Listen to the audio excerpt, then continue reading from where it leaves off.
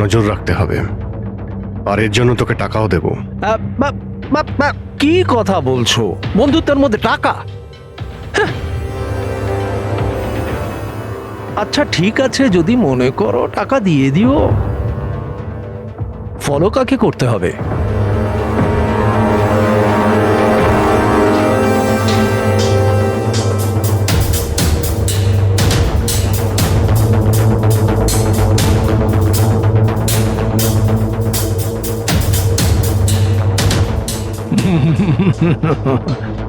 অভিজিৎ, মনে হচ্ছে তুমি ভুল করে ভুল ছবি দিয়ে দিয়েছো। ভুল ছবি আমি দিইনি, একেই তোকে ফলো করতে হবে। এ কোথায় যায়, কি করে, কার সঙ্গে দেখা করে, সবকিছু। রাত 10টা থেকে সকাল 6টা পর্যন্ত। আর প্লিজ কোনো প্রশ্ন করবি না, যা বলেছি তাই করবি, ব্যাস। ওকে? ওকে।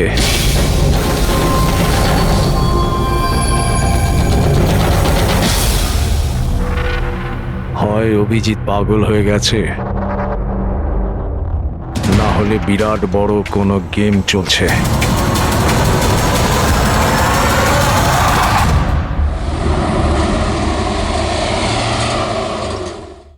কি কি বলছেন? ও খুন হয়ে গেছে? মরার আগে ডিকে শেষবার ফোনে আপনার সঙ্গে কথা বলেছিল মাঝরাতে। কি কথা হয়েছিল আপনাদের মধ্যে? আমার কথাতে একজনের উপরে নজর রাখছিল, কোনো প্রমাণ পেয়েছিল, সেই জন্য আমাকে ফোন করেছিল। হায়ার করেছিলেন কেন?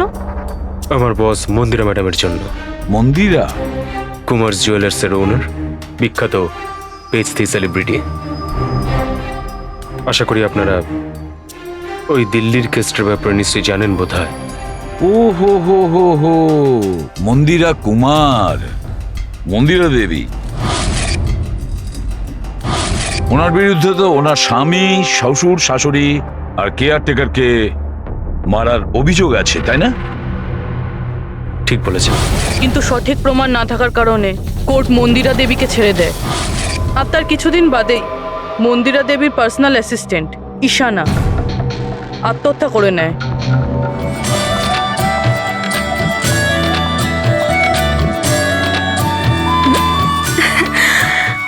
তুই? হাই, আজও লেট হয়ে গেলি না? তাড়াতাড়ি যা, সঞ্জয় স্যার তোর ওয়েট করছে কখন থেকে। ও গড, সঞ্জয় স্যার তো তাড়াতাড়ি কেন চলে আসলেন? এসেও পড়েছেন আর খুব রেগে আছেন। মাই গড, তুই আমার ব্যাগটা সামলা, আমি এক্ষুনি আসছি।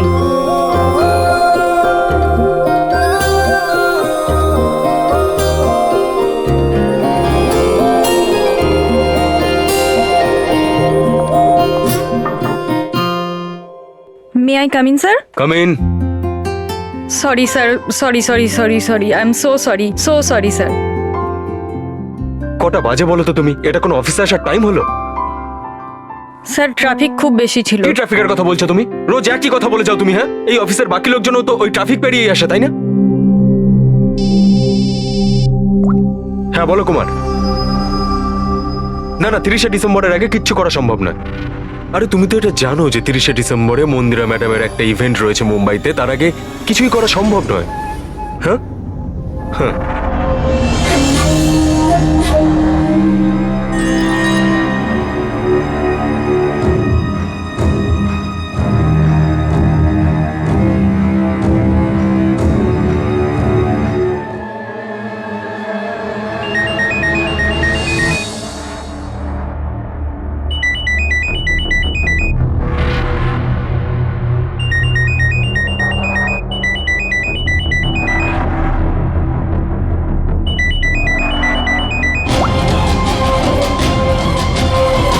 ঠিক আছে, ওকে।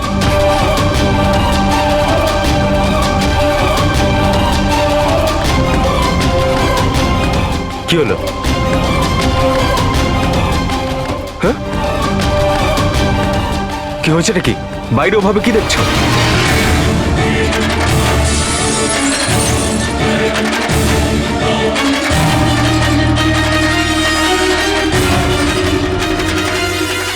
আমারই কেবিনের জানলা দিয়ে ঝাঁপ মেরে আত্মহত্যা করেছিল।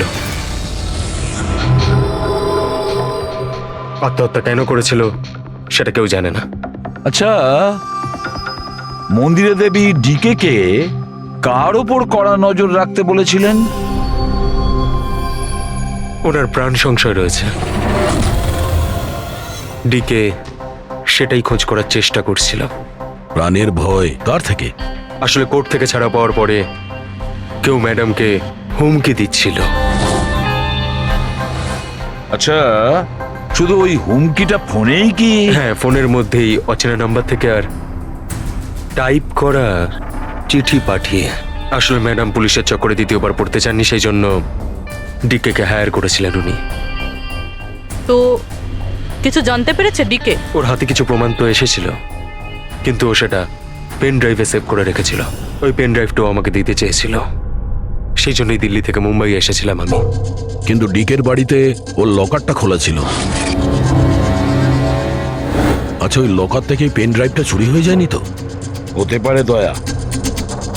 ওর বাড়িতে আমরা একটা ল্যাপটপও পেয়েছি স্যার, হয়তো ওর থেকে কিছু জানা যাবে। মন্দির এটা কি করে করতে পারলো? পুরো অ্যাকাউন্টটাই বন্ধ করে দিল। নিজেকে কি মনে করেন উনি? সবকিছু কি ওনার ইচ্ছা মতো হবে নাকি? এনারা কারা? সিআইডি। আমরা ওই মানে সঞ্জীবের সঙ্গে দেখা করতে এসেছি। আপনারা দুজন কে? স্যার, ইনি কায়রা, মিস্টার কুমার, মন্দিরা ম্যাডামের মেয়ে। ও, স্যার, আর ইনি ম্যাডামের রিলেটিভ মিস্টার সুবীর। আমরা মন্দিরা ম্যাডাম আর ওর ফ্যামিলির সঙ্গে কবে দেখা করতে পারবো? কারণ ওদের প্রাণ রক্ষা করার দায়িত্ব এখন আমাদের ওপর। ইনফ্যাক্ট মন্দিরা ম্যাডাম, কায়রার কাকাতো দাদা শেখর আর ওনার স্ত্রী সবাই আজ রাতেই আসছেন। 30শে ডিসেম্বর কুমার্স জুয়েলার্সের একটা বড় চ্যারিটি ইভেন্ট রয়েছে, তাতে পার্টিসিপেট করার জন্য। তাহলে ঠিক আছে, কালকে সকালেই দেখা হবে। হুম,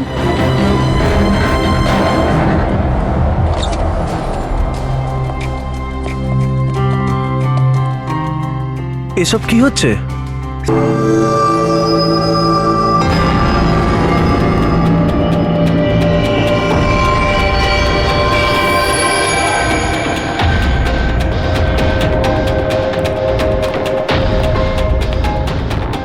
good morning sir. Good morning. Hello sir, এখন কেমন আছেন আপনি? Murder investigation sir, private detective BK sir, বাড়িতেই মারা গেছে স্যার। এটা পুরো কেস ফাইল স্যার।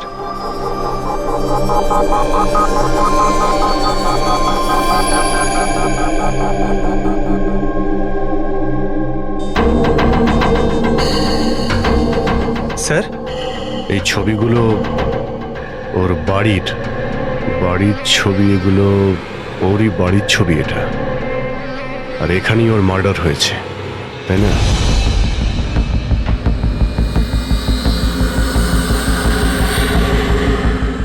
হ্যাঁ, এখানেই ওর মার্ডার হয়েছে। পঙ্কজ, ঘুরিয়ে কেন জিজ্ঞেস করছেন?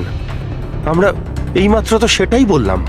সেটাই তো স্যার, মনে হচ্ছে ওনার শরীর এখনো ঠিক হয়নি, কোনো গন্ডগোল মনে হচ্ছে স্যার।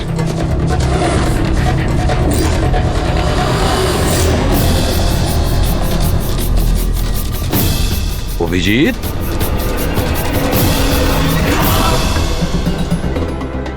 Good morning sir. কি হয়েছে তোমার? হ্যাঁ, কোন জগতে ছিলে?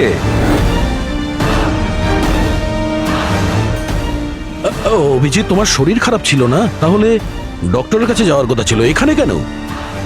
হ্যাঁ হ্যাঁ স্যার, ওই কিছুদিন ধরেই শরীরটা ভালো নেই স্যার, কিন্তু এখন ঠিক আছে।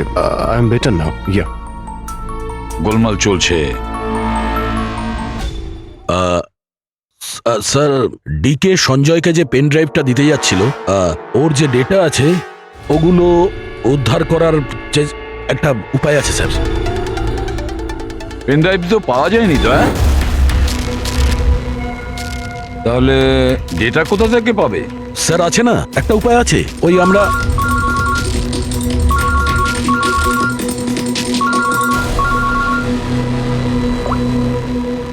হ্যাঁ, বলো সলোকে। হ্যাঁ,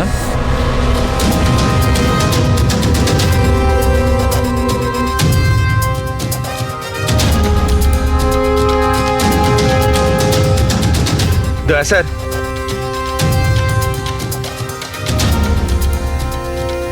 স্যার, অভিজিৎ স্যারের শরীর এখনো ঠিক মনে হচ্ছে না। কেন? স্যার ওনাকে কেসের ব্যাপারে বোঝাচ্ছিলাম, কিন্তু উনি আমাদের কথা শুনছিলেনই না। খুব বেখেয়ালি ছিলেন স্যার। ফ্রেডি স্যার, মন্দিরের ব্যাপারে সব ডিটেলস বের করতে হবে। নিউজ পেপারে, টিভিতে যাই এসেছে সব।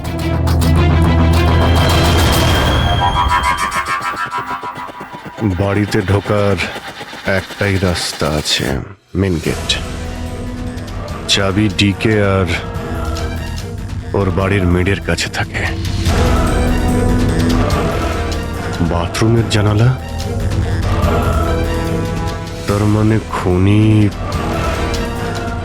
বাথরুমের জানালার কাঁচ খোলে আর ভিতরে ঢোকে, আর তারপর অভিজিৎ ক্রাইম সিনে ছিলই না, আর এখানে তো বাথরুমের কোনো ফটোও নেই। তাহলে ও এগুলো কি করে জানলো?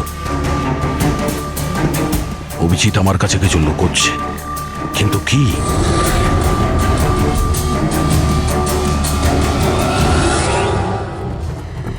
ডিকের কম্পিউটার থেকে যে ডেটাগুলো ডিলিট হয়েছে সেটা ওর অনলাইন অ্যাকাউন্ট থেকে বের করা যেতে পারে। বাস একবার এই পাসওয়ার্ডটা ম্যাচ হয়ে যাক।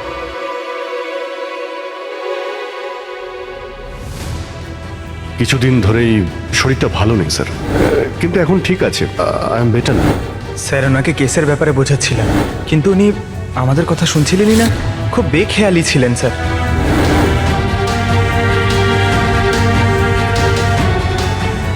Yes sir, sir password match হয়ে গেছে।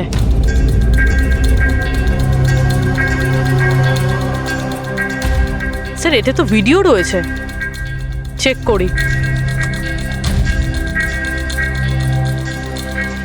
স্যার এটা তো ডিকের কম্পাউন্ডের ভিতরের ফুটেজ। এর মানে ওখানে সিসিটিভি ক্যামেরা আছে? আছে না, ছিল। আমাদের পৌঁছানোর আগেই কেউ বার করে নিয়েছে। কিন্তু বের কে করেছে? অন্য ভিডিওটা দেখো।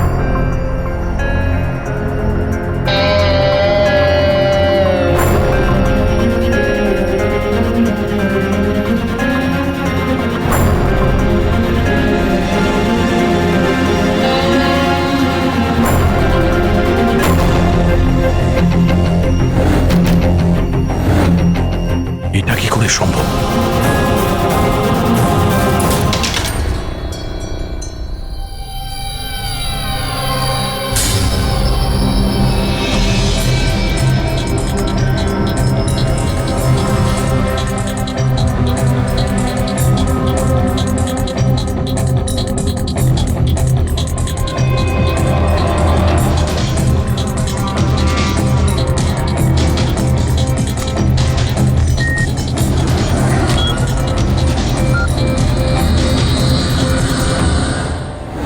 ডক্টর সালুকে আপনি খুব ভালো করে ক্রস চেক করেছেন তো? মানে বন্দুক তো আমাদের কাছে নেই, তাই বলছিলাম কোথাও কোনো ভুল? না দা, কোনো ভুল নেই। আমি একবার নয় 10 বার ক্রস চেক করেছি। মানছি যে বন্দুকটা আমাদের কাছে নেই, কিন্তু বন্দুকের রেকর্ড তো আমাদের কাছে আছে।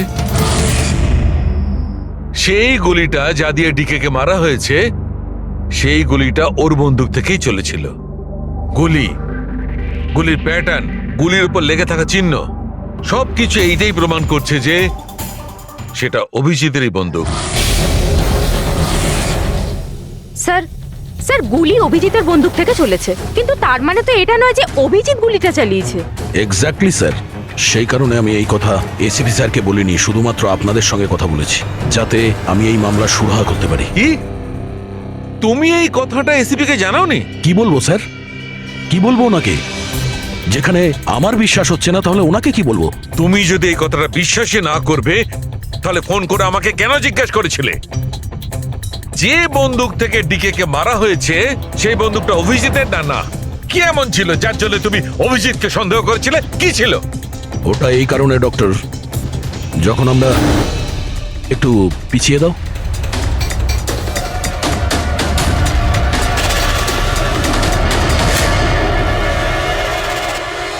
অভিজিৎ ডিকের বাড়িতে, আর দয়া তারপরেও তুমি অভিজিৎকে বাঁচানোর চেষ্টা করছো।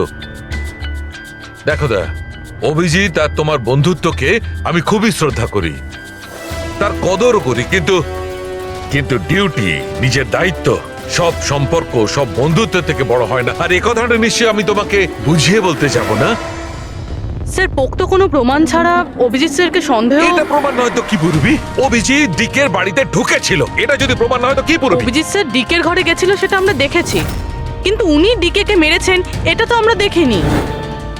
স্যার এটাও তো হতে পারে ওনার বন্দুক দিয়ে ডিকেকে অন্য কেউ মেরেছে। হতেই পারে, এটা হতে পারে যে অভিজিতের বন্দুক দিয়ে ডিকে কে অন্য কেউ মেরেছিল, কিন্তু এই অবস্থায় অভিজিতের বন্দুকটা অভিজিতের কাছে থাকার কথা নয়। তোমাদের কি অভিজিৎ এ কথা বলেছে?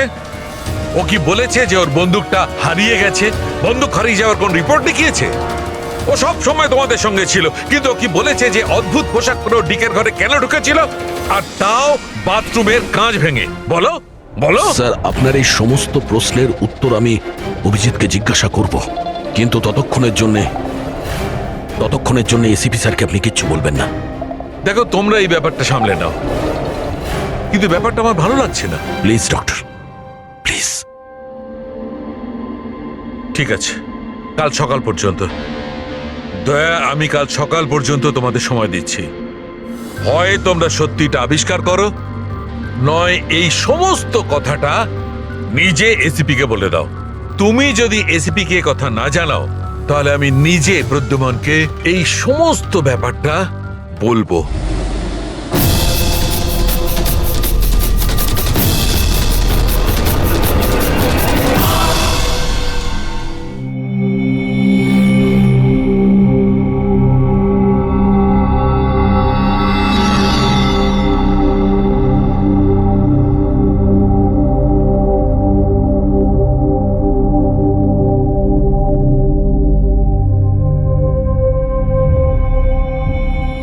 আধ ঘন্টার বেশি হয়ে গেল, 10টা থেকে 10:30 হয়ে গেল, এখনো আসেনি।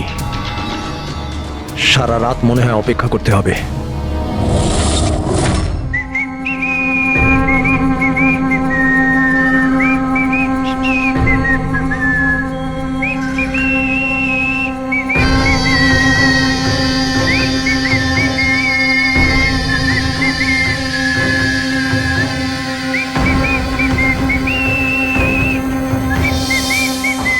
ভুল ছবি আমি দিইনি, একেই তোকে ফলো করতে হবে। এ কোথায় যায়, কি করে, কার সঙ্গে দেখা করে, সবকিছু। রাত 10টা থেকে সকাল 6টা পর্যন্ত। এটা অভিজিৎ? ওর কি হলো? এরকম সেজেছে কেন?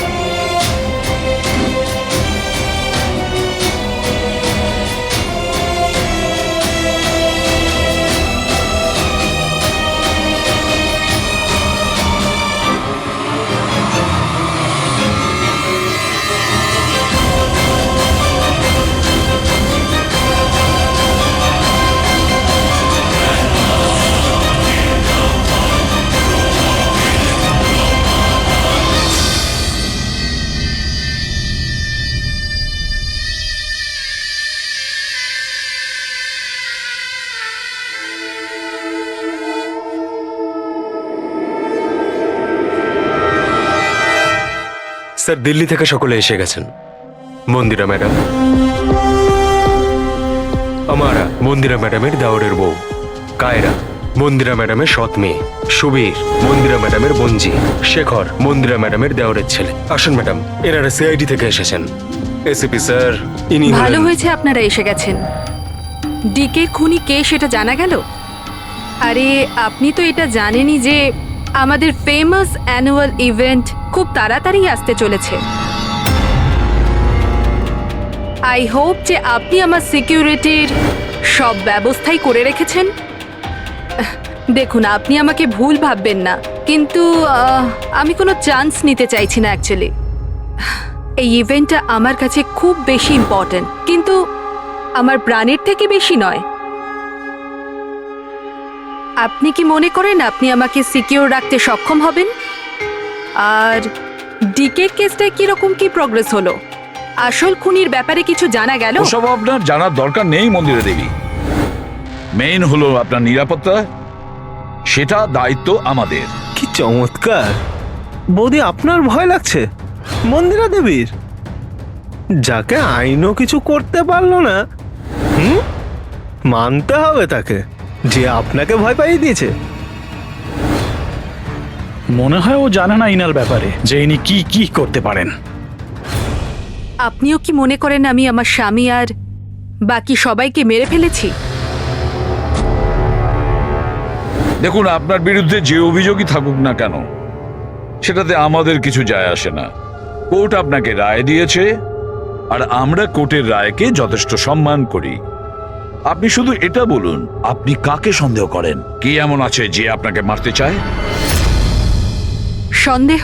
হ্যাঁ, সন্দেহ।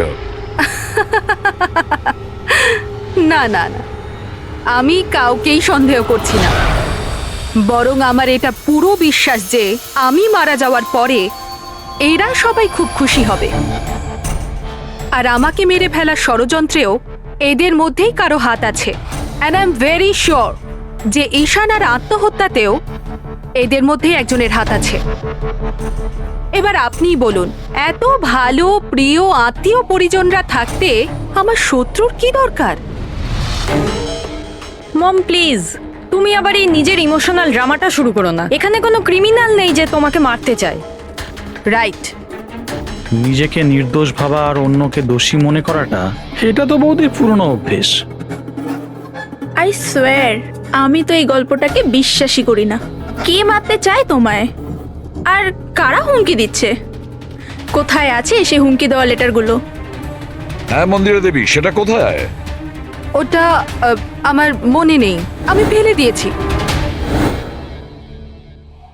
সি, আই নিউ যে তুমি এটাই বলবে।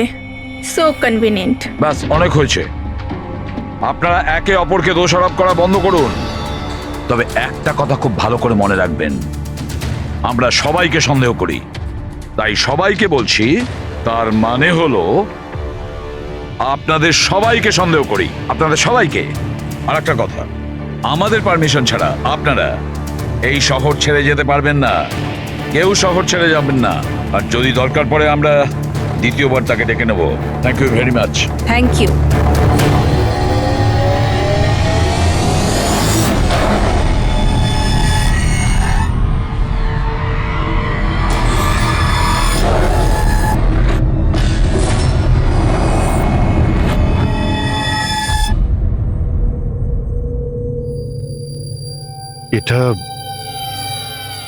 এটা আমি?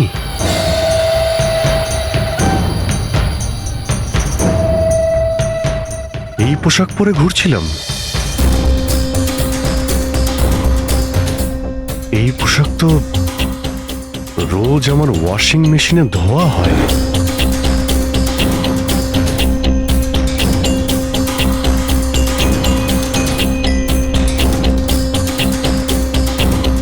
আর এই জুতো, এগুলো এত নোংরা যেন আমি পরেছি,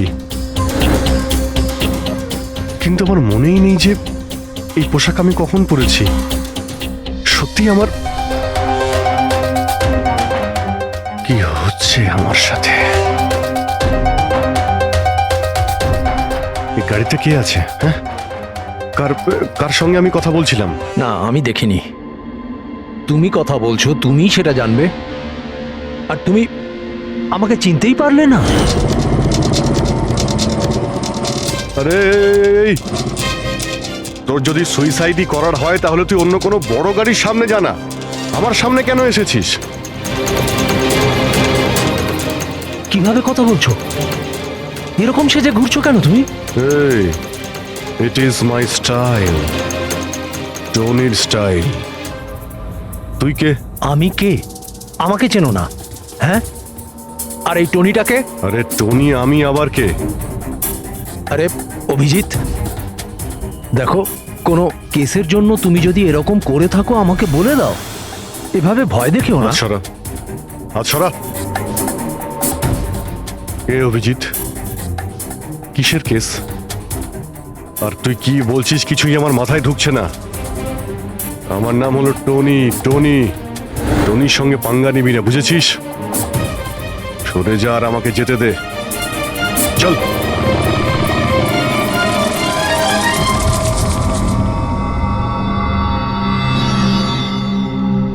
এই অভিজিৎ নিজেকে টনি কেন বলছে? টনি?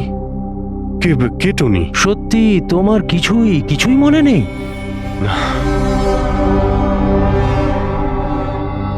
আমার কিছুই মনে নেই, সত্যি বলছি আমি। তার মানে তুমি গাড়িতে ওদের সাথে কথা বলছিলে, তারপরে তুমি গেস্ট হাউসের ভেতরে গেলে। Guest house? হ্যাঁ, তার কিছুক্ষণ পরে তুমি বাইরে এলে। আমি গেস্ট হাউসের ভিতরে গেলাম? ভিতরে গিয়ে আমি কি করলাম? হ্যাঁ, তুই দেখেছিস কিছু করেছিলাম আমি? আমি কি করে দেখবো, আমি তো বাইরে ছিলাম না। সব কি হচ্ছে? আমাকে ওখানে যেতে হবে। কোথায়? Guest house?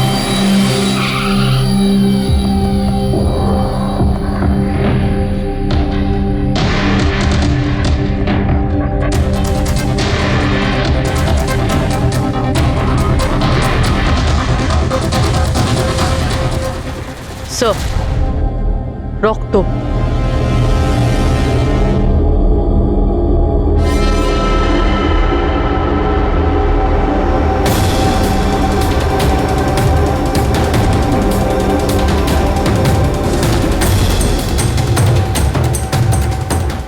অভিজিৎ,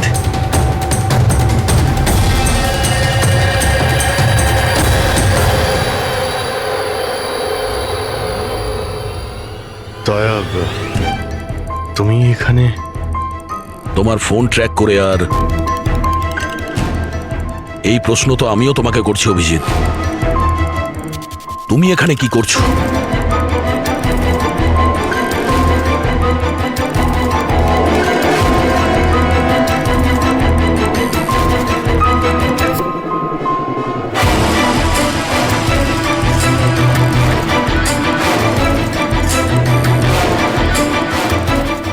না, এটা আমি আমি আমি বলছি দয়া, এখানে এখানে কি হয়েছিল? অভিজিৎ, এখানে কি হয়েছে ওটা তো আমি দেখছি। তুমি বলো, কে করেছে এটা? হ্যাঁ, তো তুমি এদের দুজনকে মেরেছো? আমি? অভিজিৎ, তোমাকে কিছু জিজ্ঞাসা করলাম। তুমি মেরেছো এদের? স্যার স্যার স্যার, আপনি অভিজিৎ স্যারকে দোষ দিচ্ছেন। আমার দোষ দেওয়ার কোনো ইচ্ছা নেই পুরবি। তুমি নিজে দেখছো না এখানে দুটো লাশ পড়ে আছে, রক্তে ভেসে গেছে। আর সিআইডি অফিসার অভিজিৎ লাশের মধ্যে থেকে এই ব্যাজটা তুলছে, বা এটা বলতে পারো প্রমাণ চুরি করছে। অভিজিৎ, আমি তোমাকে আবার জিজ্ঞাসা করছি, তোমার সাথে অপরাধীদের মতো ব্যবহার করতে আমাকে বাধ্য করো না। কি করবো দয়া, আমি কি বলবো? যদি আমি বলি যে এই কাজটা আমি করিনি, তুমি মানবে? যদি বলি যে আমি জানি না যে আমি করেছি নাকি করিনি, আই নো আমি ভুলভাল বলছি, কিন্তু কিন্তু তোমরা তো আমাকে চেনো। অভিজিৎ, আমার সামনে যে প্রমাণগুলো পড়ে আছে ওগুলো দেখে আমরা কিছু বলতে পারবো না। আমাকে আমার ডিউটি করতে হবে।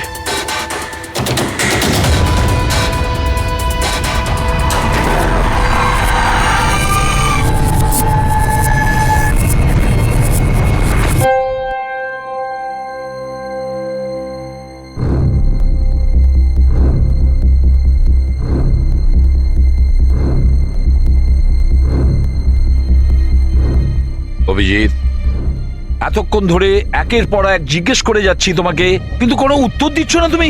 হ্যাঁ, তুমি জানো তোমার ওপর কি অভিযোগ আছে? মাথায় কিছু ঢুকেছে? স্যার ওই এক মিনিট, ব্যাস। তোমার কাছে এটা আশা করিনি। এত কিছু ঘটে গেল, তুমি আমাকে বলনি কেন? আমাকে বলনি দয়া? সালুকে আমাকে বললো, তা নাহলে তো আমি জানতামই না। তা আমি তাই করেছি যেটা উচিত ছিল। বলো অভিজিৎ, তুমি কি এই খুনটা করেছো? অভিজিৎ, তুমি কি এই খুনটা করেছো? আমি জানি না স্যার। কেন জানো না? তুমি কেন জানো না? হ্যাঁ, ডিকের বাড়িতে তুমি লুকিয়ে লুকিয়ে ঢুকেছিলে, সেটা আমি সিসিটিভিতে দেখেছি। ওই লাশগুলোর পাশে তুমি দাঁড়িয়েছিলে। এই দয়া তোমাকে এখানে ধরে নিয়ে এসেছে। ডিকে আর বডিগার্ডের উপরে যে গুলিটা চলেছে, সেটা তোমার গান থেকে চলেছে, ওই গান থেকে চালানো হয়েছে। আর তুমি বলছো তুমি কিছুই জানো না? আমার চোখের ওপর চোখ রেখে তুমি বলো, বলো তুমি এই খুন করোনি। বলো তুমি এইগুলো কিছুই জানো না। বললাম তুমি জানি না স্যার, আমি কিছুই জানি না স্যার।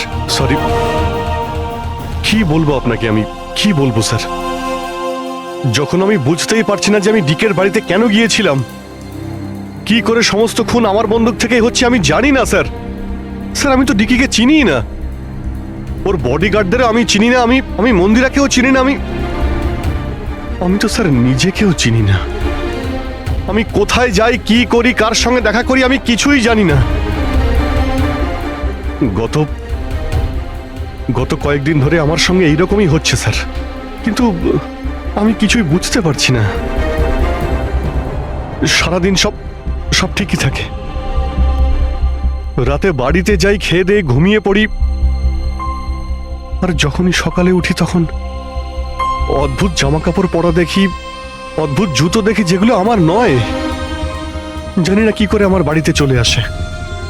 ড্রেসগুলো ওয়াশিং মেশিনে ধোয়া হয়েছে, জুতোতে মাটি লেগে থাকে, এমনটা মনে হয় যেন আমি ওগুলো ব্যবহার করেছি, কিন্তু আমি বুঝতে পারি না। নিজেকে খুব ক্লান্ত লাগে, এমন মনে হয় যেন আমি সারা রাত জেগেছিলাম, অথচ আমি কি করেছি আমার কিছুই মনে থাকে না। মনে হয় প্রতিদিন আমার 6 থেকে 7 ঘন্টা হারিয়ে যাচ্ছে, যার ব্যাপারে আমি কিছুই জানি না। আপনি বলছেন আমি ডিকের বাড়িতে গিয়েছিলাম, হতে পারে, কিন্তু আমি জানি না। আমি ডিকে আর ওর বডিগার্ডদের মেরেছি কিনা আমি জানি না। আমি মন্দিরাকে মারার চেষ্টা করেছি সেটাও আমি জানি না। আমি কি করেছি, কেন করেছি, আমি কি করতে চলেছি, আমি কিছুই জানি না স্যার, আমি কিছুই জানি না।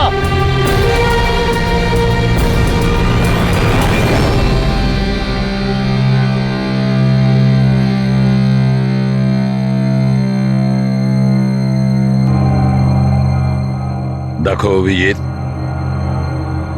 এই মুহূর্তে তুমি নিজের জন্যে আর অন্যদের জন্যেও বিপজ্জনক। আমি তোমাকে একা ছাড়বো না, আমি তোমাকে নজরবন্দি রাখবো, আর দয়া তোমার ওপর নজর রাখবে।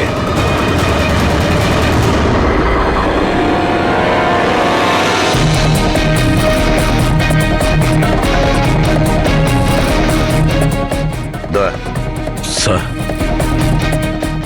একটা কথা ভালো করে মনে রাখবে, তুমি নিজের বন্ধুর ওপর নয়, বরং একজন অপরাধী খুনির ওপর নজর রাখবে। এমন একজন লোক যে মানসিক ভারসাম্য হারিয়েছে। আজ থেকে এই কেসের তদন্ত আমি নিজে করব, আর তুমি অভিজিৎকে আটকাবে কোনো অপরাধ করা থেকে। আর তার জন্য যদি অভিজিতের ওপর গুলিও চালাতে হয়, তাও তুমি চালাবে। Is that clear? Yes sir.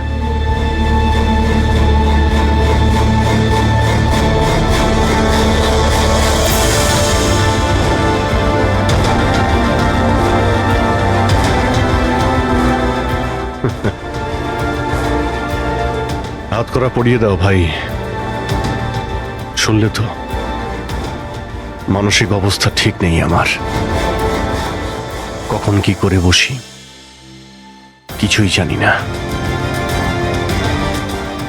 আটকাও আমায়,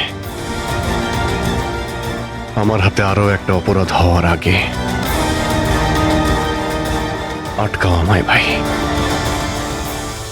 আপনাদের অফিসার, আপনাদের সিনিয়র সিআইডি অফিসার আমারই প্রাণের পিছনে পড়ে রয়েছে, আর উনি তাদেরকেও মেরে ফেলেছেন যারা আমার সিকিউরিটিতে ছিল। আর আপনি নিশ্চিন্ত হয়ে বলছেন ভয় পাওয়ার কোনো কারণ নেই। ও আপনারই চোখের সামনে সবাইকে মেরে ফেলছে, তা সত্ত্বেও আপনি বলে যাচ্ছেন যে ভয় পাওয়ার কোনো কারণ নেই। আশ্চর্য! আপনি শুধু এটা বলুন, আমি আপনাদেরকে আর কি করে বিশ্বাস করব? আজ আপনাদের একজন অফিসার সিরিয়াল কিলার বেরিয়েছে, কাল আবার অন্য কেউ বেরিয়ে আসবে। মন্দিরা দেবী, অনেক হয়েছে,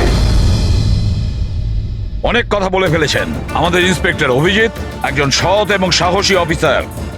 নিজের দেশকে রক্ষা করার জন্য, সাধারণ মানুষের রক্ষা করার জন্য নিজের প্রাণও দিতে পারে। সে কোনোদিন খুনি হতে পারে না। হ্যাঁ, ওর বিরুদ্ধে অভিযোগ আছে, তিনটে খুনের অভিযোগ আছে। আপাতত এটা প্রমাণিত হয়েছে যে অভিজিৎ নিজের মানসিক ভারসাম্য হারিয়েছে। ও কি করছে ওর মনেই থাকে না, কার সঙ্গে দেখা করছে, কি বলছে, আর যখন নর্মাল হয়ে যায় কিছুই মনে থাকে না। তার মানে এই নয় যে ও একজন খুনি। আমি জোর দিয়ে বলতে পারি যে আপনার জীবন বিপন্ন, আর তাও আপনার এই আত্মীয় স্বজনদের কারণে। এক্সকিউজ মি, সব প্রমাণ আপনাদের অফিসারের বিরুদ্ধে পাওয়া গেছে, আর সন্দেহ আপনারা আমাদেরকে করছেন? হ্যাঁ, আমি সবাইকে সন্দেহ করছি। উনি তো আপনারই অফিসার, আপনি তো ওকেই বাঁচাবেন। এই 3টে খুনই কিন্তু ইন্সপেক্টর অভিজিতের গান থেকে চলা গুলিতেই হয়েছে। আর আপনি বলতে চাইছেন যে এই কাজটা আমাদের মধ্যে কেউ করে থাকতে পারে? আরে আমাদের কাছে আপনার ওই অফিসারের গানটা কোথা থেকে আসবে? শেখর বাবু, খুব তাড়াতাড়ি আমরা খোঁজ নিয়ে নেব যে ইন্সপেক্টর অভিজিতের গান আপনার কাছে কিভাবে গেল। আর মন্দিরা দেবী, আপনাকে একটা রিকোয়েস্ট করি, 30শে ডিসেম্বর আপনার যে ইভেন্টটা আছে সেটা ক্যান্সেল করবেন না। এই একটাই সুযোগ আছে খুনিকে ধরার জন্য, কারণ খুনি ওই ইভেন্টে নিশ্চয়ই আসবে।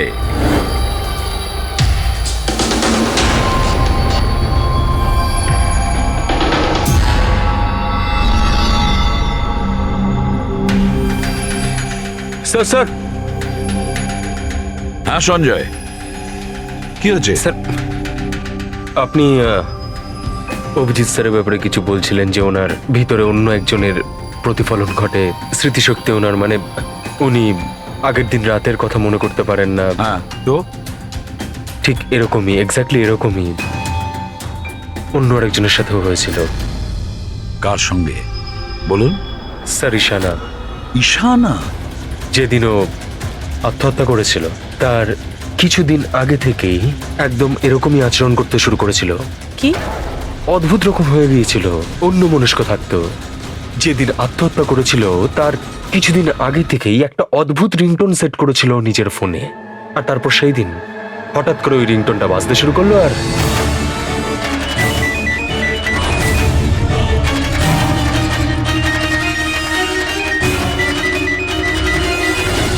স্যার, ওকে দেখে মনে হচ্ছিল ও যেন নিজের মধ্যেই নেই। স্যার, অভিজিৎ স্যারও তো দিল্লি থেকে ফেরার পর এইভাবেই বিহেভ করছে। হ্যাঁ, ঈশানা, অভিজিৎ, দিল্লি, এই তিনটের কোনো না কোনো কানেকশন আছে। নিশ্চয়ই কোনো গোলমাল আছে, কিছু না কিছু আছে।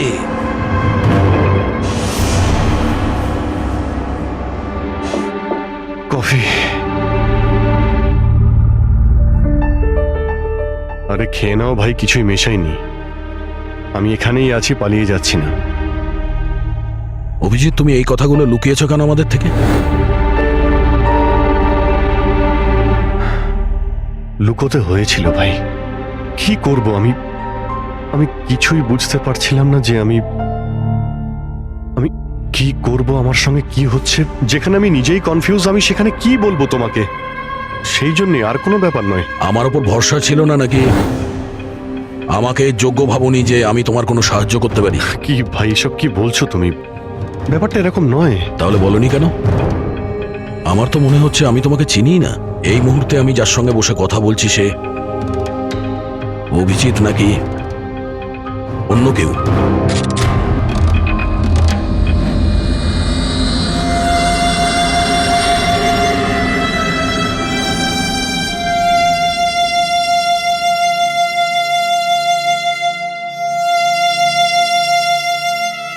আমি তোমার কোনো ক্ষতি করব না। অভিজিৎ হই বা টনি, স্বপ্নেও তোমার কোনো ক্ষতি করব না। বন্দুক দেখানোর দরকার নেই।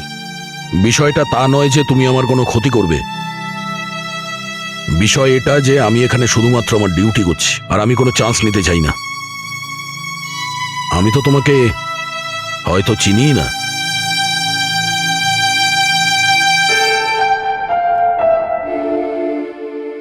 ঠিক আছে, তুমি যখন বুঝতেই পারছো না আর কি বলবো।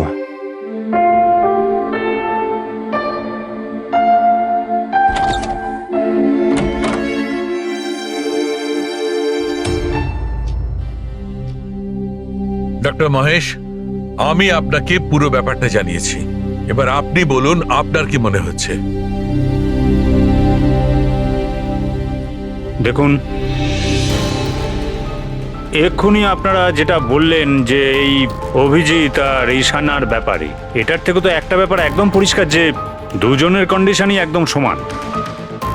Artificially induced split personality. এটাকে যদি সোজা ভাষায় আপনাদের বোঝাই তাহলে এই কন্ডিশনে পেশেন্টের মস্তিষ্কে তার এই নিজের ব্যক্তিত্ব ছাড়াও অন্য আরও একটা ব্যক্তিত্ব প্ল্যান্ট করা হয়, যেটা কোনো বিশেষ কারো আদেশ বা নির্দেশ অনুযায়ী চলাচল করে। আর এটাকে এমনভাবে সেট করা হয় যাতে ওই ব্যক্তিত্ব বিশেষ ধার্য করা সময়ে বিশেষ ধরনের ট্রিগার পেলে ওই ব্যক্তিত্বকে সম্পূর্ণ প্রভাবিত করে। আর যতক্ষণ এই প্রভাব চলতে থাকে সে পুরনো ব্যক্তিত্বের বিষয়ে না তো কিছু জানতে পারে আর না তার সেই পুরনো ব্যক্তিত্ব সম্বন্ধে কিছু স্মরণে থাকে। এটা হলো মানুষের মস্তিষ্ক। এই মস্তিষ্কের দুটো ভাগ রয়েছে। সচেতন মস্তিষ্ক মানে কনসাস স্টেট অফ মাইন্ড, যার মধ্যে আমরা এখন আছি। অচেতন মস্তিষ্ক মানে semi conscious state of mind, মানে যখন আমরা ঘুমিয়ে থাকি তখন সক্রিয় হয়। আর কখনো কখনো জেগে থাকার সময়ও কোনো নেশার বা কোনো ওষুধের প্রভাবেও আমাদের অচেতন মস্তিষ্ক সক্রিয় হয়ে ওঠে। সচেত আর অচেত দুটো অবস্থাতেই মস্তিষ্ক ভিন্ন ভিন্ন কাজ করে, কিন্তু এই অবস্থাতে দুটো মস্তিষ্কই যা চিন্তা করে, কোনো কথা বা কোনো স্মৃতি সব সেভ করে নেয়। সচেত মস্তিষ্কের মধ্যে সেভ করা কথাবার্তা আমাদের অনেক বছর ধরে মনে থাকে, কিন্তু অচেত মস্তিষ্কে সেভ করা কথাবার্তা আমাদের মনেই থাকে না। ডক্টর মহেশ, এটা একটা হিপনোটাইজের মতো সম্মোহন, যাতে মানুষের মস্তিষ্ককে পুরো কন্ট্রোল করে যা কিছু করানো যায় রোবটের মতো, আর পরে কোনো বিশেষ আওয়াজ করে ওই সম্মোহনটাকে ভেঙে দেওয়া যায়। মানুষের কিছুই মনে থাকে না। না না না ডক্টর সালুকে, সম্মোহন একদম আলাদা প্রক্রিয়া। সম্মোহন অবস্থায় আপনি মানুষকে ততক্ষণই কন্ট্রোল করতে পারেন যতক্ষণ সে সম্মোহিত আছে। সম্মোহিত অবস্থা থেকে একবার বেরিয়ে আসার পর তাকে আবার সম্মোহিত করতে হয়। এখানে ব্যাপারটাই পুরো আলাদা। এখানে মানুষের মস্তিষ্কে একটা ঘটনা যা আদৌ ঘটেইনি, একটা ব্যক্তি যার কোনো অস্তিত্বই নেই, তাকে ওই মানুষের মস্তিষ্কের ভিতরেই প্ল্যান্ট করা হয়। তার মস্তিষ্কে এই কথাটাই ফিট করা হয়। আচ্ছা, তার মানে এত কিছু অভিজিতের সঙ্গেও ঘটেছে। কোনোভাবে অভিজিৎ ওই ট্রিগারগুলো পেয়ে যায়, যার কারণে টনি জেগে যায়। Exactly sir. রাতে অভিজিৎ ঘুমিয়ে পড়ার পর নিশ্চয়ই কোনো না কোনো আওয়াজ শুনতে পায়, যেটা ওই টনির জন্য একটা ট্রিগারও হতে পারে। হয়তো ওই আওয়াজটা শুনেই টনি জেগে যায়, কিন্তু অভিজিৎ সেখানেই ঘুমিয়ে থাকে। টনি জেগে যায় যে টনি আসলে খুনি, একজন বদমাশ, একজন অপরাধী। আর অভিজিৎ যাদেরকে চেনে ও তাদের কাউকেই চেনে না। যদি এটাই হয়তো অভিজিতের ভেতরের টনিকে কোনোভাবে কমেন্ট দেওয়া হয়েছে, মন্দিরাকে মেরে ফেলার জন্য। তাহলে 30শে ডিসেম্বর ইভেন্টে টনি এর পরিণাম দেখতে চায়। মন্দিরাকে মেরে ফেলার চেষ্টা করবে 2 দিন পরেই।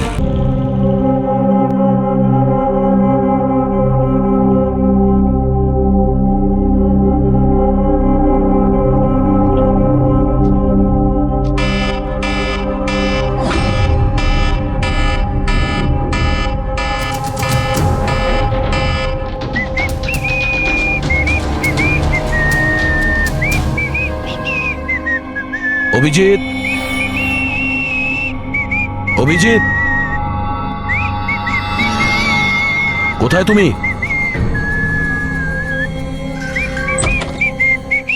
অভিজিৎ, অভিজিৎ, ওই শুনতে পাচ্ছ না?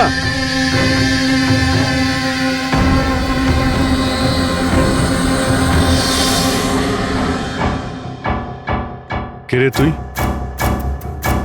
তুই আমার বাড়িতে কি করছিস?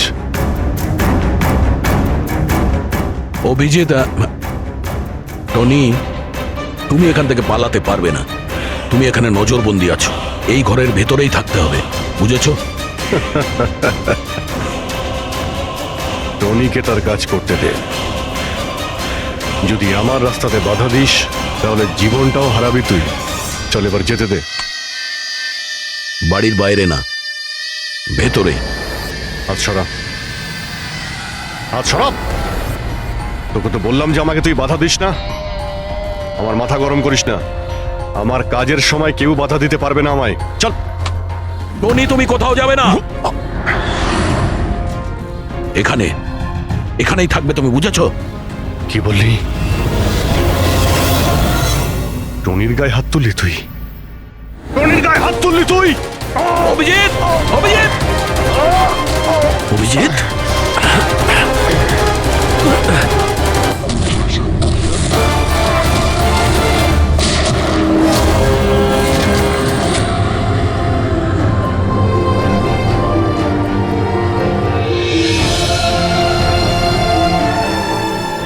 স্যার দয়া, কি হয়েছে? কি হয়েছে দয়ার স্যার? এরা বলছে যে আমি নাকি ওকে। না অভিজিৎ, তুমি ভেতরে যেতে পারবে না।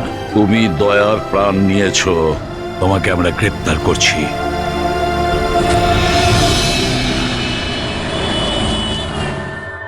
ঈশানার ফোন রেকর্ডে ডক্টর তানিয়ার নাম কয়েকবার এসেছে। আপনাদের মধ্যে কেউ চেনে ডক্টর তানিয়াকে? আত্মহত্যা করার আগে উনি ডক্টর তানিয়ার সাথে দেখা করেছিলেন কি? এই ডক্টর তানিয়া কোনো ডেন্টিস্ট নয় তো? মারা যাওয়ার আগে ঈশানা কয়েকবার একজন ডেন্টিস্টকে দেখিয়েছিল। আমার নাম তো মনে নেই, কিন্তু হতে পারে ইনিই সেই। যতদূর আমার মনে হয় ইনি কোনো ডেন্টিস্ট তো নন। কিছুদিন আগে সিআইডি অফিসার অভিজিৎ এখানে ছিল। Yes ma'am. ওই পুরো সপ্তাহে এখানে যারা যারা ছিলেন তার পুরো লিস্ট আমার চাই। আর ওনার থাকার সময় এই লবিতে থাকা সিসিটিভি ফুটেজও চাই।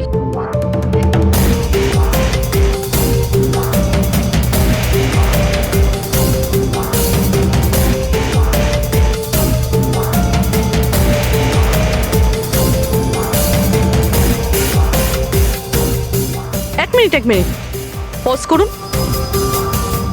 এই মহিলাকে যার সাথে অভিজিৎ স্যার কথা বলছে? পুরবি, এই লিস্টটাতে ডক্টর তানিয়ার নাম আছে।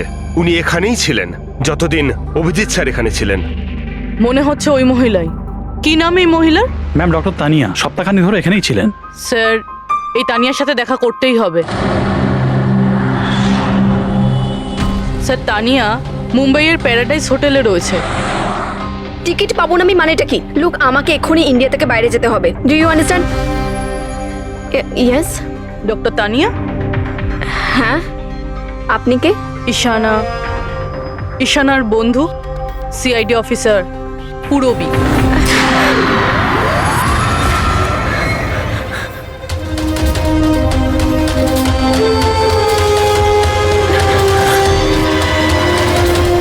পালানো অত সহজ নয়। কোথায় পালাচ্ছেন তানিয়া দেবী? কি কি চানটা কি আপনারা? অভিজিতের সঙ্গে কি করেছেন আপনি?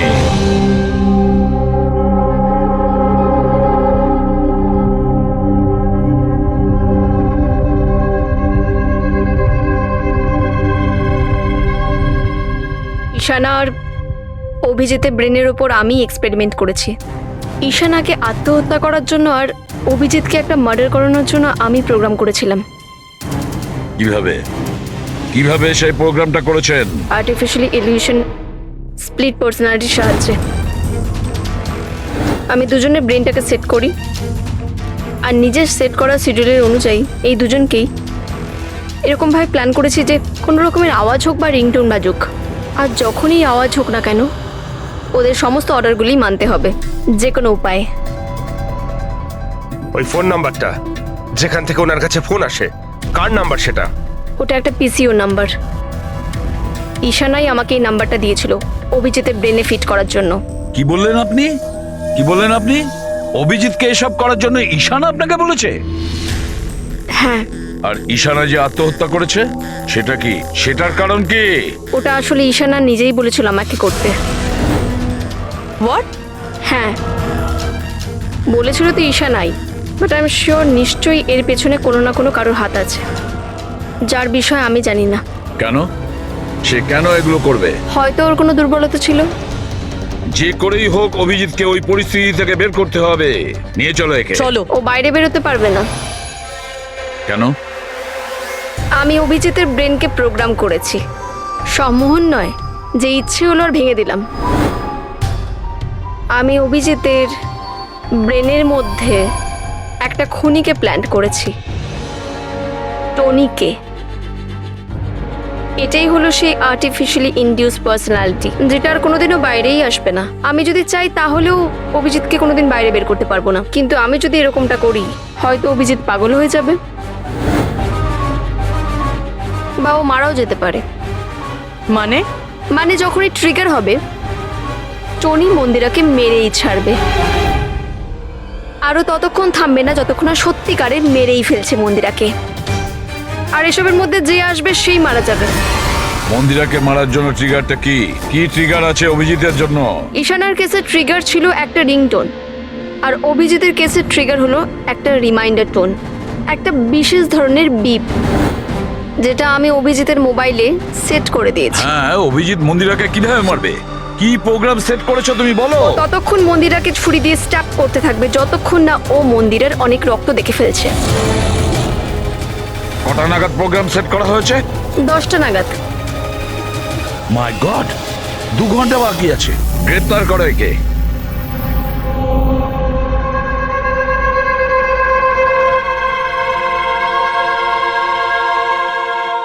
জীবনে কখনো ভাবিনি স্যার যে আপনার ওপর অপরাধীর মতো নজর রাখতে হবে।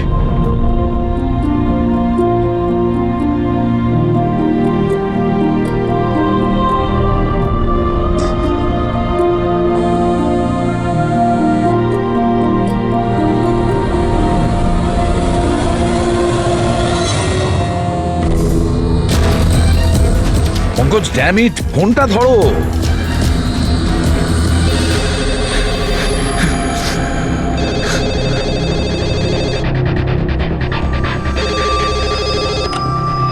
হ্যালো পঙ্কজ, কোথায় ছিলে তুমি? মোবাইলটা ধরোনি কেন? সরি স্যার, আমার ফোন সাইলেন্টে ছিল। স্যার আমি এখানেই আছি অভিজিৎ স্যারের কাছে। শোনো আমার কথা, এক্ষুনি তুমি অভিজিতের ফোনটা সুইচ অফ করো। কি স্যার, ফোন সুইচ অফ করবো? ওর ফোন সুইচ অফ করো যেভাবে আমি বলছি, এখনই, এই মুহূর্তে। অভিজিৎ স্যারের ফোন স্যার? প্রশ্ন করো না, যা বলছি তাই করো। অভিজিতের ফোন বন্ধ করো। দেখো, হাতে আমাদের সময় নেই। অভিজিৎ যে কোনো সময় খুনি হয়ে যেতে পারে। যাও তাড়াতাড়ি। না না,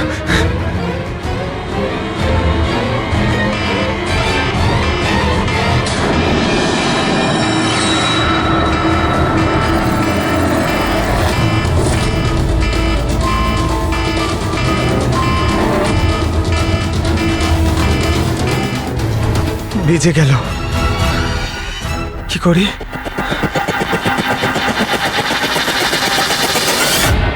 অভিজিৎ স্যার, অভিজিৎ স্যার কোথায় গেলেন? Abhijit sir, Abhijit sir,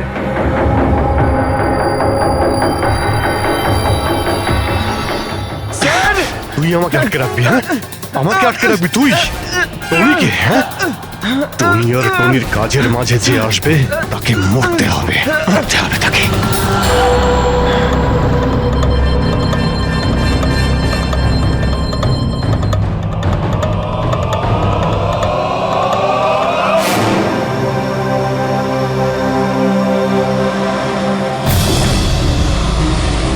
sir এখানেই চ্যারিটি ইভেন্টটা হবে।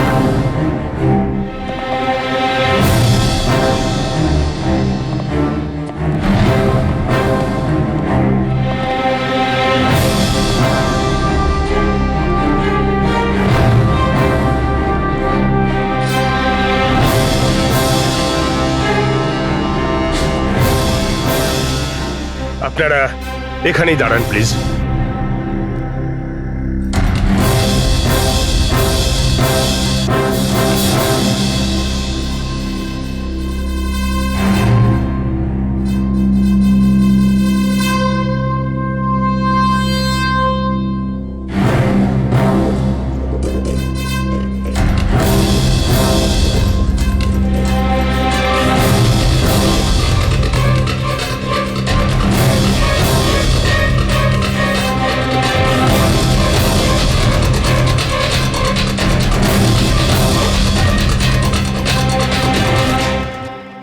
হ্যালো লেডিস অ্যান্ড জেন্টলম্যান, প্রত্যেক বছরের মতো এই বছরের সন্ধ্যাটাও খুবই গুরুত্বপূর্ণ। কারণ হলো মন্দিরা জুয়েলার্স অ্যানুয়াল চ্যারিটি ইভেন্টের জমা করা সম্পূর্ণ টাকাটা দিল্লি ও মুম্বাইয়ের বিভিন্ন অনাথ আশ্রম আর বৃদ্ধাশ্রমগুলিতে দেওয়া হবে। একবার জোরে হাততালি ডিকেসি চ্যারিটির জন্য। প্রত্যেক বছরের মতো এই বছরও আমাদের প্রধান অতিথি আছেন। তিনি আর কেউ না, তিনি হলেন মিসেস খান্না। তাহলে আসুন বন্ধুরা, একটা জোরে হাততালি দিয়ে স্বাগত জানাই মিসেস খান্নাকে। Mrs Khanna,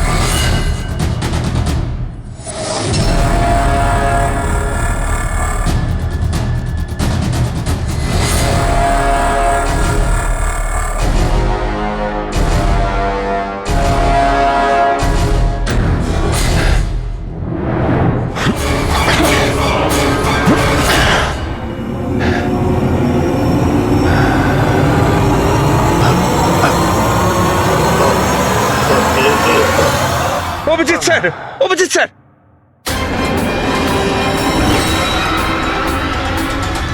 sir, sir, lights on. Sir, sir, Abhijit ঠিক আছে?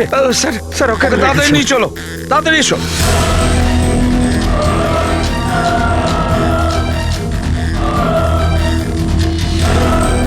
দরজা খুলুন।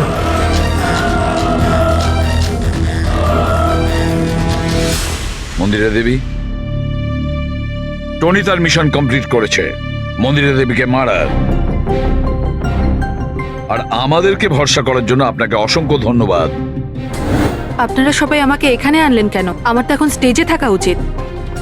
ম্যাডাম, আমাদের একটা প্ল্যান আছে। প্ল্যান?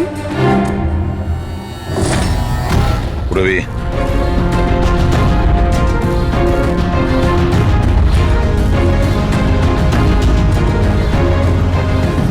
Lights off. মন্দিরে দেবী,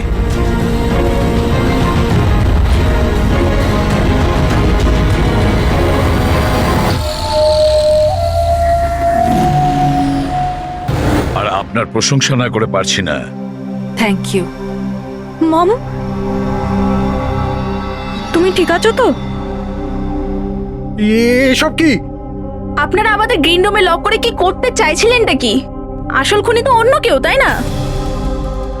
স্যার, আপনি সবকিছু মায়ের জীবনের ঝুঁকি নিয়ে করেছেন। যদি সত্যিই মায়ের কোনো ক্ষতি হয়ে যেত তাহলে? এতে তো সত্যি ভীষণ বড় রিস্ক ছিল স্যার, বাট আই হোপ এবার বিপদ কেটে গেছে। বিপদ এখনো কাটেনি, কারণ এই খেলার আসল মাস্টারমাইন্ড এখনো ধরা পড়েনি। গল্প এখনো অনেক বাকি আছে।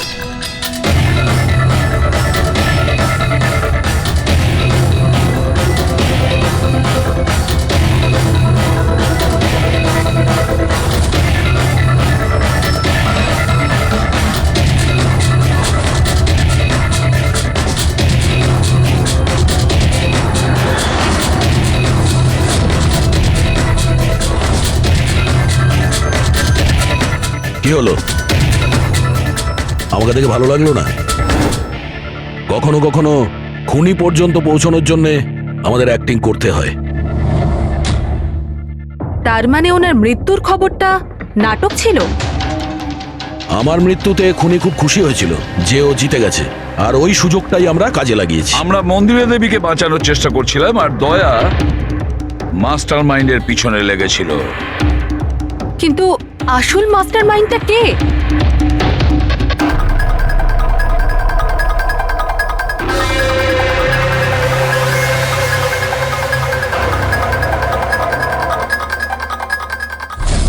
এই!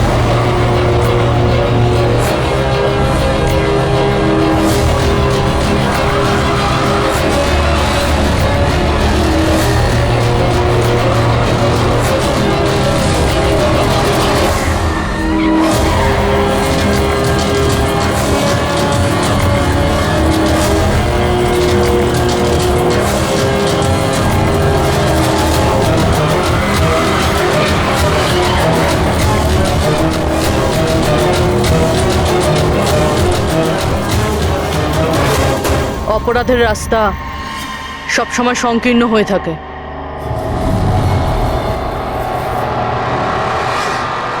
তুমি এটাই ভাবছো যে আমরা কি করে জানলাম যে তুমি খুন করেছো? আমরা তো এটা জানতাম যে এই মাস্টারমাইন্ড মন্দিরা দেবীর নিজেরই কোনো লোক। তাই আমার মৃত্যুর পরে আমি সব থেকে আগে এটা খোঁজ নিয়েছি যে আপনাদের মধ্যে কে সে যে অভিজিৎকে চিনতো বা দেখা করেছেন। তারপরে আমার মনে এলো যে ক্রাইম ব্রাঞ্চের সেমিনারের জন্য অভিজিৎ দিল্লি গিয়েছিল। ওই সেমিনারে আসা লোকেদের লিস্ট যখন আমি দেখলাম তখন জানলাম যে কায়রাও গিয়েছিল।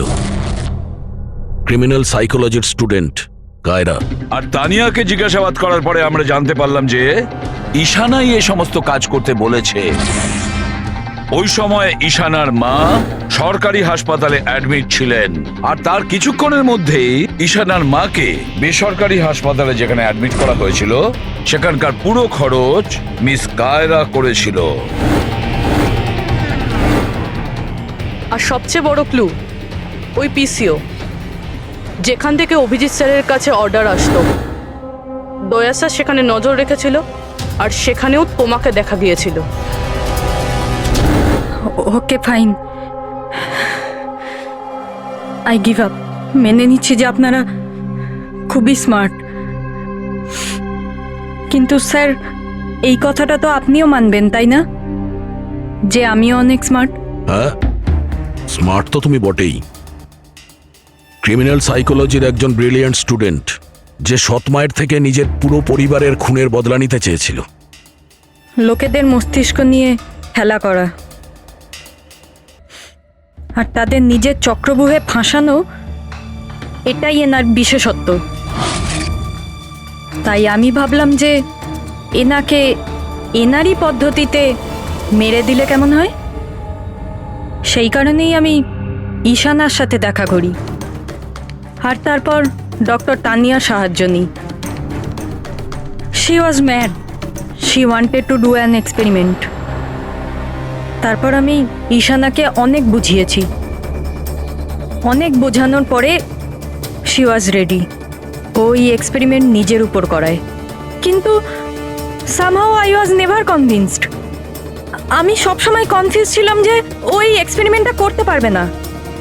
আর ঠিক ওই সময় আমার সাথে দিল্লিতে অভিজিতের দেখা হয়, আর ওনার সাথে দেখা হওয়ার পর আমি ভাবলাম যে এত সৎ আর ভালো অফিসার থাকা সত্ত্বেও এই এক্সপেরিমেন্ট অন্য কেউ কেন করবে। তারপর আমি আর ডক্টর তানিয়া অভিজিৎকে ব্যবহার করি।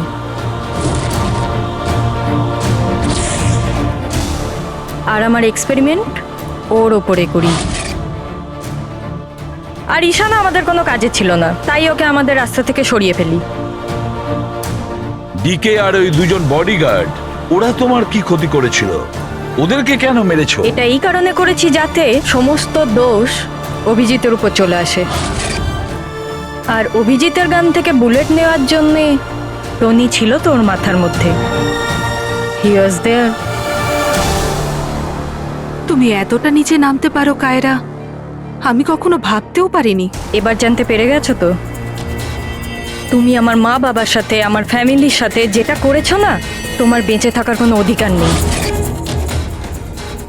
আমি এইসব এই কারণেই করেছি যাতে আমি প্রুভ করতে পারি যে পৃথিবীর যে কোনো মানুষের মস্তিষ্কের সাথে খেলা যেতেই পারে, তা সে যত বড়ই সিআইডি অফিসার হোক। কায়রা, তুমি প্রতিশোধের আগুনে একজন সাহসী অফিসারের প্রাণ নিয়ে খেলেছো, আর তাছাড়াও 4 জন নিরীহ লোকের প্রাণ নিয়েছো। ডিকে, ঈশানা আর মন্দিরা দেবীর 2 জন বডিগার্ডকে ভীষণ অন্যায় করেছো তুমি। আইন তোমাকে কোনোদিন ক্ষমা করবে না। তোমার তো ফাঁসি হবে, ফাঁসি।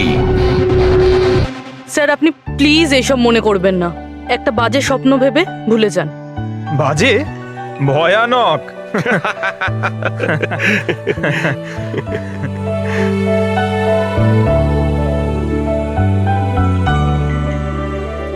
বস, হ্যাঁ বলো সালুকে, বলো।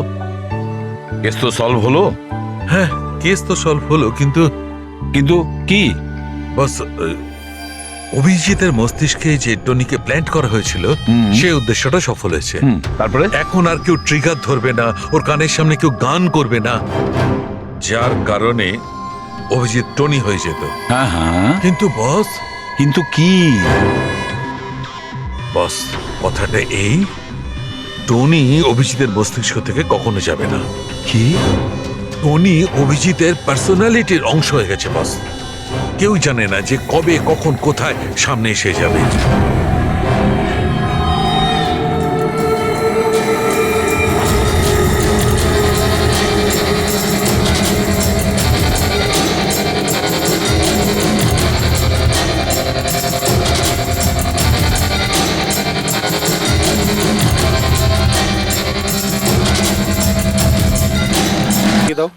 ওকে বস।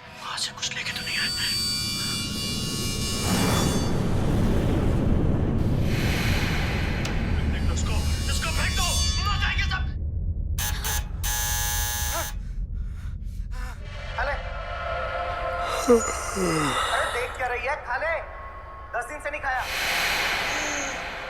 खा ले नहीं तो मारूंगा।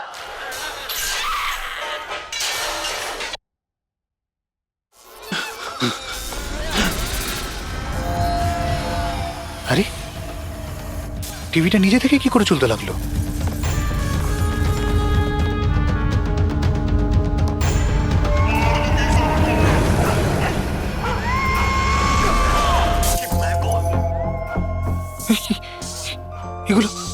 এগুলো কি হচ্ছে?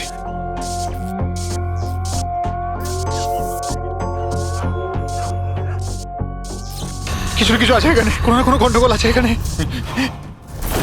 চেকলি, দরজা খোলো। বস, আমি সমস্ত দরজাগুলো লক করে দিয়েছি।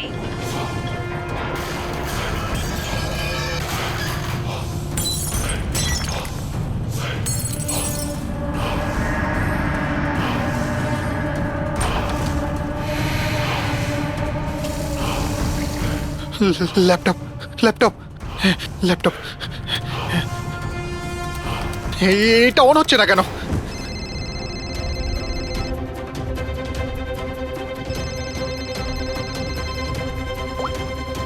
হ্যালো। মেরে ফেলবো বস, না। আমি তোমাকে মেরে না, ফেলবো। জ্যাকলিন, আমাকে বেরো না। কি করি এখন?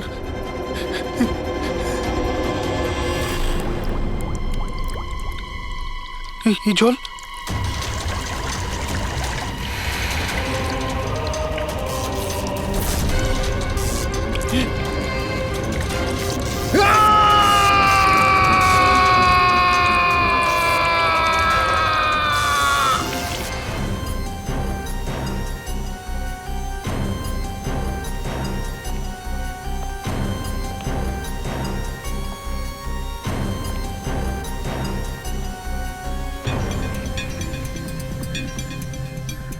জল পড়েছে, তার ঝুলছে, এটাতেই খুন হয়েছে। অভিজিৎ, ইলেকট্রিক শকের কারণেই এর মৃত্যু হয়েছে, আর তো কোনো কারণ দেখতে পাচ্ছি না। বিজয়ের ভাই না তুমি? হ্যাঁ স্যার।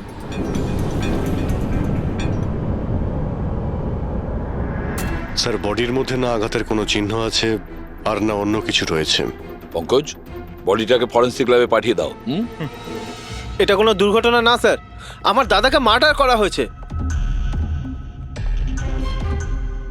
দেখুন, এত জোর দিয়ে আপনি কি করে বলছেন যে আপনার দাদার মৃত্যু স্বাভাবিক নয়? আপনি কাউকে সন্দেহ করেন? কে করতে পারে এটা? স্যার, দাদার একটা শত্রু না, হাজার শত্রু ছিল। এতগুলো শত্রু?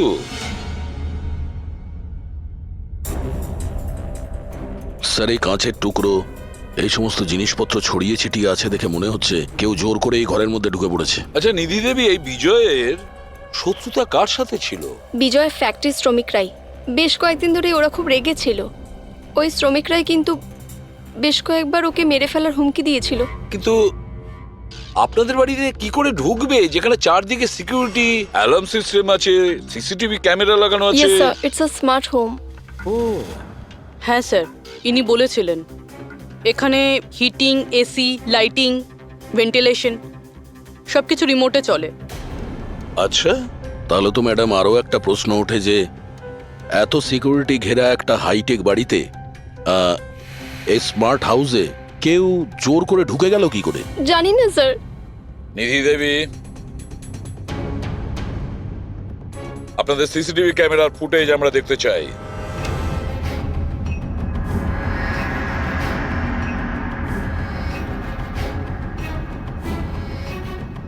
এই বিজয় তো পালাচ্ছে, বাঁচার চেষ্টা করছে, কিন্তু কার ভয়ে দৌড়চ্ছে দেখতেই তো পাচ্ছি না স্যার। স্যার, কোনো অদৃশ্য শক্তি নয় তো? পঙ্কজ, এই চিন্তা ভাবনাটা ভুল করেও দ্বিতীয়বার নিজের মাথায় এনো না, না হলে এসিপি স্যার তোমাকে অদৃশ্য করে দেবে সিআইডি থেকে। নিশ্চয়ই ওই শ্রমিকরাই কিছু একটা করেছে। আমার স্বামীর মৃত্যুর জন্য ওরাই একমাত্র দায়ী। যে কয়জন শ্রমিক আছে প্রত্যেকের অ্যাড্রেস আমাদের চাই। স্যার, আপনাদের কোথাও ভুল হচ্ছে। এগুলো কিন্তু ভালো হচ্ছে না স্যার। স্যার, আমরা গরিব শ্রমিক ঠিকই, কিন্তু তার মানে এটা নয় যে আপনারা আমাদের খুনি বলবেন। এদিকটায় আসো। দেখো, আমরা কারোর ওপর কোনো দোষ চাপাচ্ছি না, আমরা শুধুমাত্র সত্যিটা জানার চেষ্টা করছি। আর এটা কি সত্যি নয় যে আপনারা সবাই মিলে বিজয়কে প্রাণে মারার হুমকি দিয়েছেন? স্যার, এসব আপনাকে কে বললো? বিজয় বলেছে। সেই জন্য চুপ করে আর কোনো লাভ নেই। যেই এটা করেছে তাড়াতাড়ি স্বীকার করো, বুঝেছো? স্যার, আমি মানছি যে আমরা কয়েকবার রেগে গিয়ে এই রকমের হুমকি দিয়েছিলাম, কিন্তু বিজয় স্যারকে খুন করার ব্যাপারে আমাদের মধ্যে কেউ এটা ভাবতেই পারে না। হ্যাঁ স্যার, ও মারা গেলে আমাদের কি লাভ হতো? উল্টে তো এখন আমাদের লোকসান হয়ে গেল। 6 মাসের মাইনেটা যে বাকি আছে এবার কে দেবে? ও, তার মানে আপনারা বিজয়বাবুর ওপরে এই কারণেই রেগেছিলেন যে গত 6 মাস ধরে ও আপনাদের মাইনে দেয়নি? হ্যাঁ হ্যাঁ স্যার, বেশ কয়েক মাস ধরে আমরা ধার দেনা করেই সংসার চালাচ্ছিলাম। 2 মাস ধরে বাচ্চাদের স্কুলের ফিস জমা দিতে পারিনি। কালই বাচ্চাদের স্কুল থেকে বের করে দেওয়া হয়েছে এটা বলে, যদি স্কুলের ফিস না আনতে পারো তাহলে স্কুলে এসো না। আচ্ছা, এটা বলো যে এটাই শুধু কারণ ছিল এই বিজয়ের ওপরে, নাকি অন্য কোনো কারণ ছিল? স্যার, একটা কারণ এটাও ছিল যে স্যার আমাদের কাজ থেকে বের করে দিতে চেয়েছিলেন। সেটা কেন? কেননা স্যারের এটা মনে হয়েছিল যে মেশিন মানুষের থেকে ভালো কাজ করে আর এতে বেশি লাভও হয়ে থাকে। আচ্ছা, রেগে গিয়ে খুন করে দাওনি তো? না স্যার, ওনাকে খুন করে আমরা তো আমাদের টাকা পাবো না, উল্টে বউ বাচ্চাকে নিয়ে পথে বসতে হবে। কতজন মজুর এখানে কাজ হারিয়েছে? হ্যাঁ স্যার, 100-রও বেশি। 100-র ওপরে লোকের বাড়ির উনুন নিভে গেছে শুধুমাত্র এই বিজয়ের জন্য। তার মানে 100 জনের মধ্যে যে কেউ হতে পারে যে বিজয়কে খুন করেছে। খোঁজ নিতে হবে সমস্ত মজুরদের ব্যাপারে, কে কে কোথায় ছিল কাল রাতে। হ্যাঁ প্যাট্রিক, কিছু জানতে পেরেছো শ্রমিকদের ব্যাপারে? কোথায় ছিল বিজয়ের খুনের সময়? স্যার, এখনো অবধি সব কটার খবর পাইনি স্যার, প্রসেস চলছে। স্যার, হ্যাঁ পুরবি, স্যার এমন একটা কথা জানতে পেরেছি যেটার বিজয়ের মৃত্যুর সাথে যোগাযোগ থাকতে পারে। কি বলো তাড়াতাড়ি। স্যার এই দেখুন, ধরে নিতে পারেন মৃত্যুর কিছুক্ষণ আগেই রাত 12:09 সময় বিজয় ওর অ্যাকাউন্ট থেকে কাউকে 50 কোটি ট্রান্সফার করেছিল। 50 কোটি টাকা? এত বড় অ্যামাউন্ট কার কার নামে ট্রান্সফার করা হয়েছে? পানামাতে কোনো অ্যাকাউন্ট আছে, কার এটা জানা নেই। খুনি নিশ্চয়ই এই ট্রানজাকশন জোর করে করিয়েছিল বিজয়কে প্রেসার দিয়ে। গত 6 মাস ধরে শ্রমিকদের মাইনে দেয়নি আর রাতারাতি 50 কোটি টাকা ট্রান্সফার করে দিয়েছে। আচ্ছা, ওই ওয়ার্কারদের মধ্যে কেউ নয় তো? না না না পঙ্কজ, কোনো গরিব শ্রমিক এত সিকিউরিটি লাগানো বাড়িতে পানামার মতন ব্যাংকে মানি ট্রান্সফার করবে? না, এটা আমি বিশ্বাস করি না। স্যার, হতে পারে চেনাশোনা কেউ, মানে আশেপাশের কেউ, এমন কোনো শত্রু যে ভালো করে জানে যে বিজয়ের বাড়ির সিকিউরিটি কি করে ভাঙা যায়। কে হতে পারে?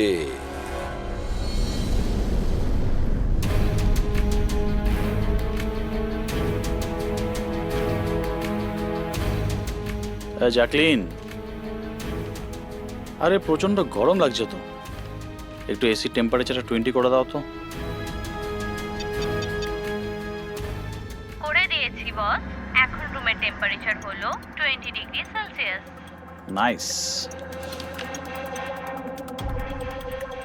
আর জ্যাকলিন, আমার আর একটা কাজ করো, রুমের লাইটটা একটু কমিয়ে দাও, আমি একটু আরাম করতে চাই।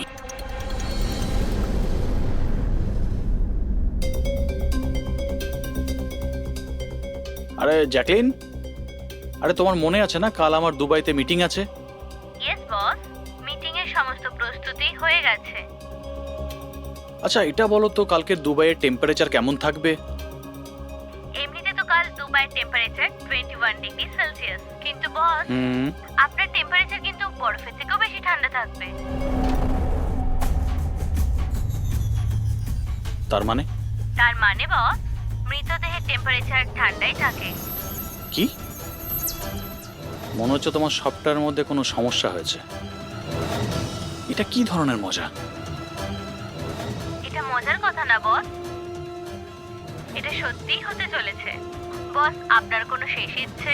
চুপ করো, কি বাজে কথা বলছো? কে কে কে? বাইরে এসো। বস, আমরা দুজন ছাড়া এখানে আর কেউই নেই। তাছাড়া আপনি আমার সঙ্গ পছন্দ করেন, তাই তো? আরে চুপ করো।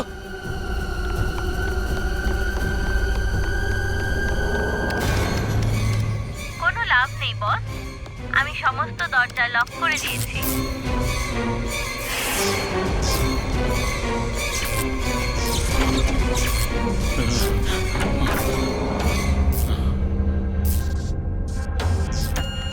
বস, আপনি ভিতরে কেন চলে গেলেন? আসুন, বাইরে আসুন। কে তুমি?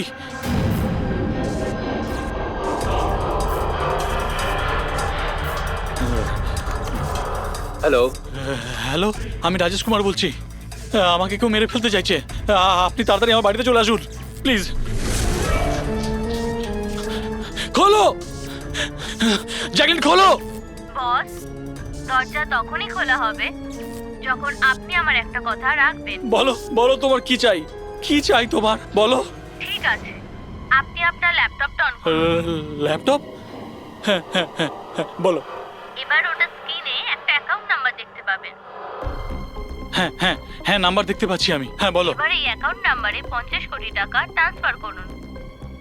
50 কোটি? এতগুলো টাকা? 50 কোটি টাকা আপনার জীবনের থেকে বেশি কি? না না না না না না, আমি দিয়ে দেবো। আমি তোমাকে 50 কোটি দিয়ে দিচ্ছি। ট্রান্সফার করে দিচ্ছি আমি।